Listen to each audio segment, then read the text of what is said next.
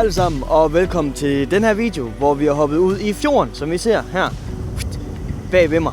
Det er nu her, fjordene i foråret kan fiske rigtig godt. Vi har altså meldinger om børstorm herude, så det er virkelig kriblet for at komme afsted igen. Og med 10 grader i luften, altså så kan det næsten kun blive en fantastisk dag herude langs kysten. Vi skal træske en masse kilometer igennem, fordi det er stadigvæk opsøgende fiskeri. Altså fiskeriet, det kan være vældig koncentreret nu her, også i foråret. Så det er med at få dækket en masse kilometer og finde de her stimer, men når man så også har fundet den, så er der altså chance for at få noget rigtig intens fiskeri. Så vi krydser fingre for, at vi render ind i nogle af de stimer i dag. Og så jeg har den plads, jeg starter ved her, det er et stort lavvandområde med blæretang spredt ud over sandbunden. Og ved første øjekast, så kan det godt virke lidt kedeligt, men man skal ikke tage fejl af de pladser nu her i foråret. De kan være rigtig effektive, men det blæser altså i dag. Vi har omkring 8-9 sekundmeter, men det gør ingenting. Vi kan godt lide, at det blæser, også specielt når det er lidt lunt nu her. Så det kan forhåbentlig bare få den helt store til at klappe til vores havn. Så jeg vil lige hurtigt løbe igennem, hvad jeg starter ud med i dag, og selv bare begynde fiskeriet hernede af. Men det er jo ingen hemmelighed, at børstormene, de er bare herude lige nu. Og der tænker jeg altså brunsvigeren her, den inviterer dem rigtig fint. Vi har simpelthen fået lavet vores egen custom-farve her fra Sixtløs i stikpillen. Den kommer også i Shooting Star. Men den er bare genial nu her til, hvor der er en del børstorm i farvandet. Så imiterer den her jo helt perfekt børstormen, og det er egentlig også derfor, vi fik den lavet. Det er lige præcis til det her forårsfiskeri. Men fiskevand ligger lige herude, og det er altså et stort område, hvor det ikke er særlig dybt, men med spredte blæretang og så videre. Og det bliver bare mega spændende at komme ud og vade det, og så bare kaste i vifteform, simpelthen få dækket en masse vand. Det er både fiskene kan både stå tæt på land og langt ude, så det er med at være effektiv og kaste i alle retninger. Ja, ej, det var fandme fisk det der.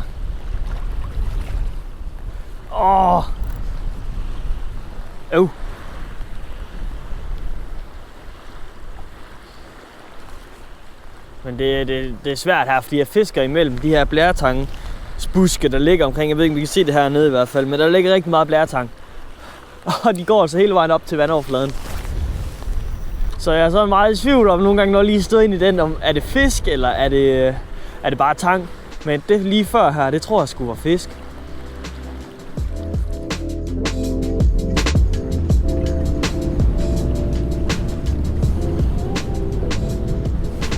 Der var fisk. Det var den første i dag. Omkring de der. Omkring målet, vil jeg tro. Det havde jeg ikke lige regnet med da. Det tog ikke mange sekunder i dag at mærke den første fisk. Men fint ser den ud. Prøv at se her. Fantastisk dejlig fisk og starte turen ud på. Den er bare delle tyk. Det er formentlig børstormen, den går og knaffer derude. Så den får friheden her. På brunsvigeren.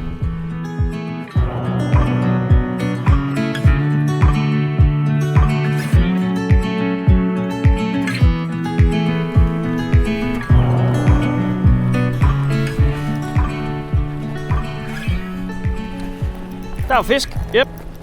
Jeg synes også, jeg mærkede en masse nap på brunsvigeren igen. Den er ikke særlig stor, den her. Det er en mindre fisk. Op til mindre fisk, men der kan sagtens være større derude, så vi fortsætter.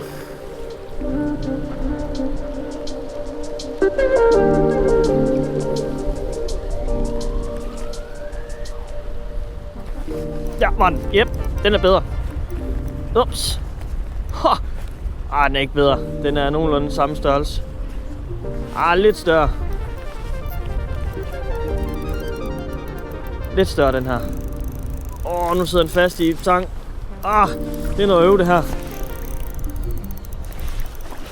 Det er minuset ved at fiske imellem de her tangbuske her. Nu er jeg nødt til at komme ud til den. Og nu ved jeg ved ikke engang, om jeg har mistet den, eller om jeg stadigvæk har den. Den sidder i hvert fald godt fast. Nej, der røg den. Nej. Nå. Ja, men de kan i hvert fald godt lide brunsvigeren. Heldigvis ikke nogen 60'er fisk. Men nok de der 45 vil jeg skyde det til. Så fandt vi altså nogle fisk herude foran. Jeg har fisket omkring de der 300-400 meter, uden at mærke noget. Men så lige her til det sidste, så fandt jeg altså bare en steam, og jeg vil tro, der har været en del fisk iblandt dem i hvert fald, fordi det var rimelig intens lige pludselig. Det var inden for en 10 kast, der havde jeg i hvert fald en 4-5 kontakter, hvor jeg så fik en af dem på land, men også mistede en anden en. Og den satte sig simpelthen fast i tankbusken derude, og ja, det sker jo en gang imellem. Heldigvis ikke nogen kæmpe fisk. Men altså det, jeg tænkt mig at gøre nu, som også er et vældig godt tip, når du har fundet fiskene, og du tror, de er i området, men fiskeriet dør lidt ud, det er simpelthen at skifte dit navn. Så jeg kom på land nu, så vil jeg lige kigge ned i boksen, skifte mit navn, og så lige gå 20 meter tilbage, og så fiske samme stræk igen. Nogle gange så er det bare et navnskift, der skal til, fordi her til sidst, der mærker jeg altså ingenting efter, at jeg har været ud til den der tankplante. Så jeg får lige skiftet navn, og så går vi lige lidt længere tilbage, og så fisker vi det samme stræk igen. Og så ser vi, om det er det, der skal til. Og hvis det ikke er det, der skal til, jamen så bevæger vi os bare længere ned ad kysten, og ser, om vi kan finde en god basse.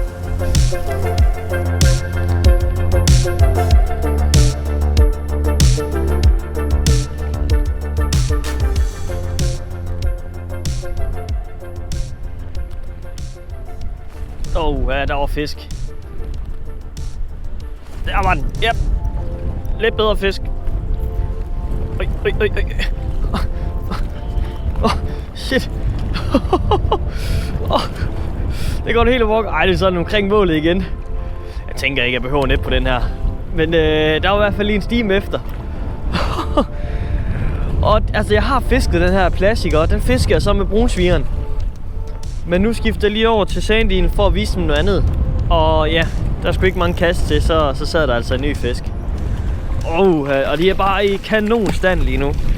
Det er helt vildt. Se lige en basse. Disse. Og stadig den. Det var sådan en omkring 40-45. Knaldtyk og knaldblank. Den så så en rød-sort sandil den her gang. Men der, altså, jeg havde lige et hug inden, så der er flere derude.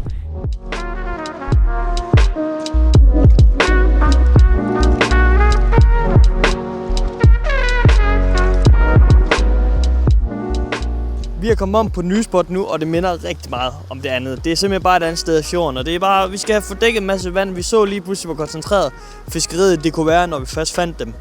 Så, men det blæser, som I kan høre. Det er de her 8 sekundmeter, men det er altså kun til min fordel i dag. Hvis det havde været helt vindstille, så havde ørnet været meget sværere at få til at hugge.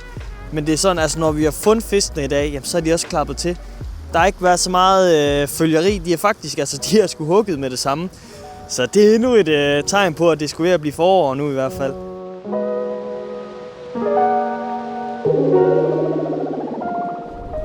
Men jeg har sat brunsvigeren på.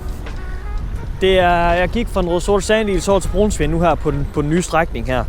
Og altså det spiller bare. Jeg tror virkelig på hvert et kast i de her forhold. Det er helt vildt. Jeg går sådan lidt og ninja-fisker imellem de her tankbuske, som jeg også gjorde på den første spot.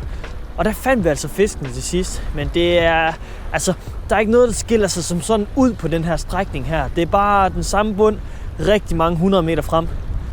Så det er bare med at få affisket en masse vand og gå og fiske med de her tankbuske. Og hvis man skal gøre det, og ikke alt for meget sidde fast i bunden og i de her tankbuske, så kan det være en rigtig god idé at skifte om til en enkeltkrog.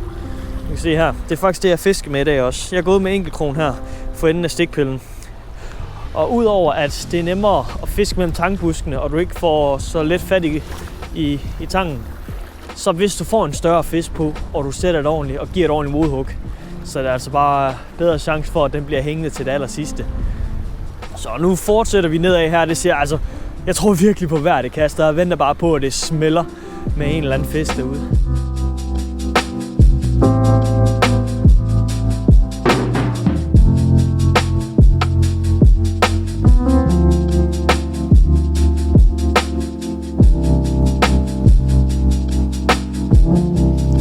Der går mange tanker igennem hovedet lige nu, fordi at jeg har fisket rigtig meget lækkert vand af igennem.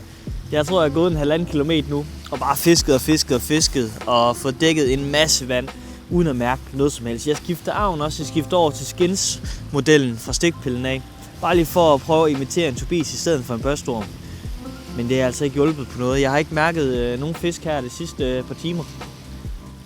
Så jeg tænker lidt, om man måske skulle tilbage til der, hvor vi fandt fisk i morges, og så håbe på, at der er fundet nogle større fisk ind på pladsen. det kunne være lidt fedt i hvert fald, hvis der var nogle større imellem. Fordi der fik vi jo fisk, men altså der er også den mulighed at simpelthen prøve noget helt andet. Men det ligger egentlig lidt på vejen derhen af. Så planen nu her, det er egentlig bare at gå tilbage af mod bilen, og så ellers tøffe lige så stille hen mod det første spot, vi besøgte i morges, fordi der fandt vi altså fisk. Og det kunne da være lidt fedt, hvis der var nogle større imellem nu her.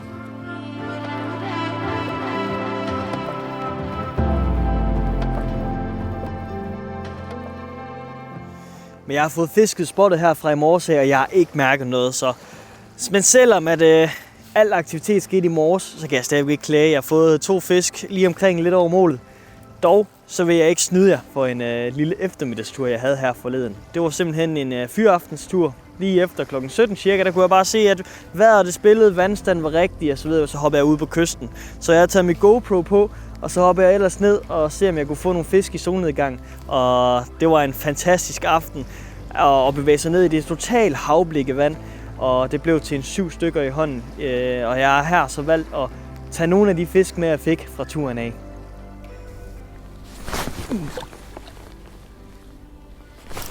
Der var den. Yep.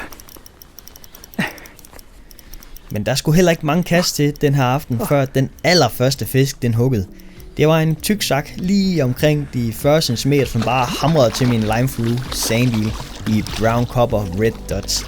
Og når børstormene de sværmer, så er det bare en uhyre effektiv farve. Fisken blev taget i det her havblikke vejr, og mange vil nok forbinde det her havblikke vejr med vældig svært fiskeri. Men hvis man bare tager afsted de rigtige tidspunkter, enten tidlig morgen eller sen aften, så kan man altså stadigvæk opleve rigtig, rigtig godt fiskeri. Lyset det har en vigtig faktor, når det er så stille vejr, som det er. Så tidlig morgen, sen aften, det er uden tvivl værd at foretrække, hvis man skal overliste nogle nødder i de svære forhold. Et par kast senere kunne jeg se, at jeg havde en følger, og det var altså helt ude i kastet. Og selvom at vi var hen ad aftenen, og fiskene gerne skulle hugge med det samme, så fulgte jeg altså stadigvæk efter.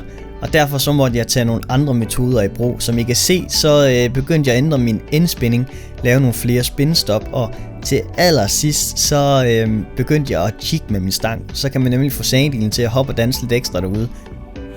Der var den.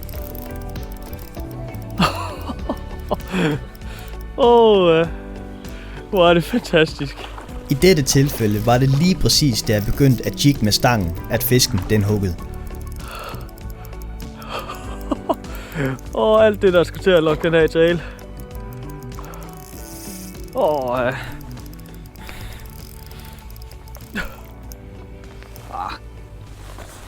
Men den er godt nok tyk. Nej, hvor er den flot. Prøv lige at se. Hold kæft, en fisk. Den er bare trumle fed, mand. Nej, hvor de er i god stand. Men jeg kunne lige se, der var en bølge efter. Der skulle bare noget jiggen til. Så hugger den her altså.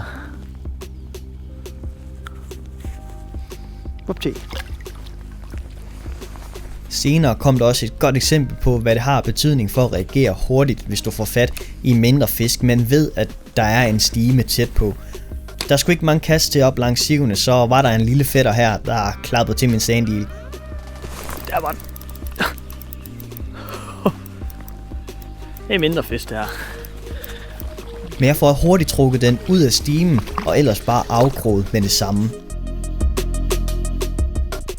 Alting det sker vældig hurtigt, men lige snart fisken er afkroget, så lægger jeg et nyt kast derind. Og i samme kast, så hugger der altså en bedre fisk. Der var den. Yep. Den er bedre.